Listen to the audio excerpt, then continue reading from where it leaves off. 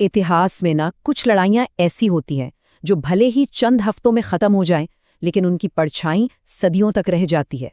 1962 का भारत चीन युद्ध एक ऐसा ही संघर्ष था। सिर्फ एक महीने की इस लड़ाई ने भारत की विदेश और रक्षा नीति की दिशा ही हमेशा के लिए बदल कर रख दी। तो सवाल ये है कि आखिर ये युद्ध हुआ क्यों, इसकी जड़ें कहाँ थीं? चलिए इन्हीं सवालों के जवाब परत दर परत खोलते हैं और समझते हैं कि कैसे सीमा पर एक पुराना विवाद एक फुल फ्लेज्ड वॉर में बदल गया। तो इस पूरे मसले की जड़ कहाँ है? देखिए, ये संघर्ष कोई अचानक हुई घटना नहीं थी। ये तो सालों से जो तनाव अंदर ही अंदर पनप रहा था ना, उसका नतीजा था। इसकी जड़ें दशकों पुराने और बहुत ही पेचीदा सीमा विवाद में थीं। तो सबसे पहला और सबसे बड़ा पेंच था अक्साई चिन का पठार। भारत के लिए ये लद्दाख का हिस्सा है, तो चीन के लिए ये उसके शिनजियांग प्रांत का। और बात को और उलझाने के लिए 1950s में चीन ने इसी डिस्प्यूटेड इलाके से एक बहुत ही स्ट्रेटेजिक रोड बना दी। बस यहीं से तनाव एकदम से बढ़ गया। ठीक है, तो ये तो हुआ एक मसला। दूसरा बड़ा मुद्दा था मैकमोहन लाइन का। ये लाइन 1914 के शिमला समझौते में ब्रिटिश इंडिया और तिब्बत के बीच खींची गई थी। भारत तो इसे अपनी पूर्वी सीमा मानता है, लेकिन चीन ने समझौते को कभी फॉर्मली एक्सेप्ट ही नहीं किया। तो मतलब हमारे पास दो फ्रंट्स थे, पश्चिम में अक्साई चिन और पूर्व में मैकमोहन लाइन।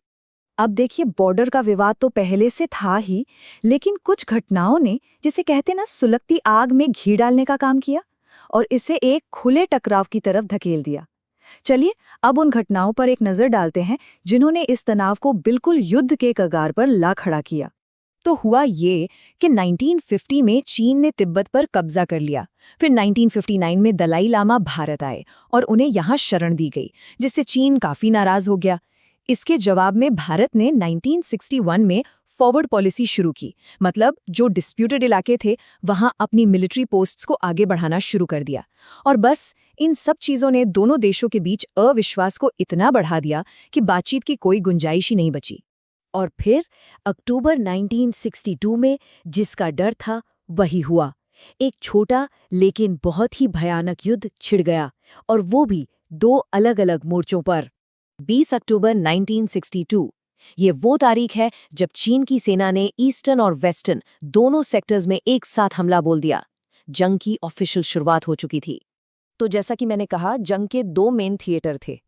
ईस्टर्न सेक्टर में नेफा, जिसे आज हम अरुणाचल प्रदेश के नाम से जानते हैं, और वेस्टर्न सेक्टर में लद्दाख। और सच तो ये है कि दोनों ही मोर्चों पर भारतीय सेना के लिए हालात बहुत मुश्किल थे। तैयारी में कमी थी और दुश्मन की ताकत को ठीक से आंका नहीं गया था। लेकिन इस मुश्किल लड़ाई के बीच एक ऐसी कहानी भी है, हिम्मत और बहादुरी की एक ऐसी मिसाल जो आज भारतीय सेना के इतिहास में अमर हो चुकी है। ये कहानी है रेजांग ला की लड़ाई की।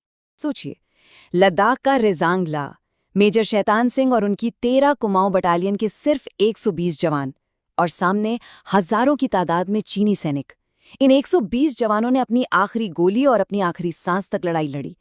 ये बहादुरी का एक ऐसा कारनामा था जिसकी मिसाल मिलना मुश्किल है। और इसी बेमिसाल हिम्मत और बलिदान के लिए मेजर शैतान सिंह को मरणोपरांत भारत के सबसे बड़े सैन्य सम्मान परमवीर चक्र से नवाजा गया। उनकी कहानी आज भी हम सबको प्रेरणा देती है। और फिर अचानक एक महीने की लड़ाई के बाद 21 नवंबर 1962 को चीन ने यूनिलैटरल सीज़फायर यानी एक तरफा युद्ध विराम का ऐलान कर दिया। लड़ाई तो खत्म हो गई, पर इसका जो असर होना था वो तो अब शुरू होने वाला था। वो हिंदी चीनी भाई भाई का दौर था, और उस नारे से गूंजता हुआ देश एक बहुत ही कड़वी सच्चाई से जागा। ये युद्ध का अंत नहीं था, बल्कि भारत के लिए एक गहरे आत्ममंथन की शुरुआत थी। एक ऐसा मोड़ जिसने देश को अपनी सैन्य और रणनीतिक कमजोरियों को देखने और उन्हें ठीक करने पर मजबूर कर दिया। तो हुआ क्या इसके फौरन बाद? इमीडिएट रिजल्ट्स क्या थे? चीन ने अक्साई चिन पर अपना कब्जा बनाए रखा। भारत को ये एहसास हुआ कि उसकी मिलिट्री प्रिपेयर्डनेस में बहुत बड़ी कमियां हैं और विदेश नीति को भी बदलने की जरूरत है। ये एक बहुत बड़ा वेकअप कॉल था। और इस वेकअप कॉल के बाद भारत ने एक्शन लिया। सेना का मॉडर्नाइजेशन शुरू हुआ। बॉर्डर रोड्स ऑर्गेनाइजेशन का काम बढ़ाया गया ताकि सीमाओं तक हमारी पहुंच आसान हो। और हाँ, डिफेंस बजट भी बढ़ाया गया और इन सभी सुधारों का नतीजा हमें साफ साफ 1965 और 1971 की लड़ाइयों में देखने को मिला।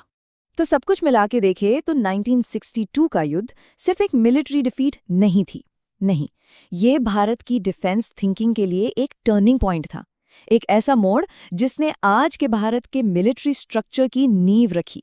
इस पूरी कहानी का निचोड़ शायद एक लाइन में कहा जा सकता है, 1962 का युद्ध भारत की रक्षा नीति में एक बहुत बड़ा टर्निंग पॉइंट साबित हुआ, जिसने देश को मिलिट्री के लिहाज से मजबूत बनने और आने वाले चैलेंजेस के लिए तैयार रहने की प्रेरणा दी।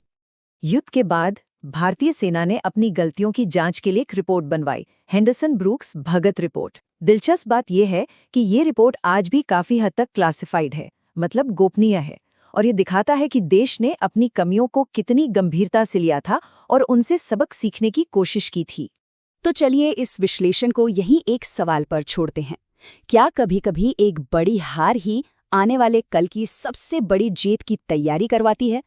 क्या 1962 की वो हार ही भारत के लिए सबसे बड़ा सबक थी, जिसने उसे आज की एक बड़ी मिलिट्री पावर बनने के लिए तैयार किया?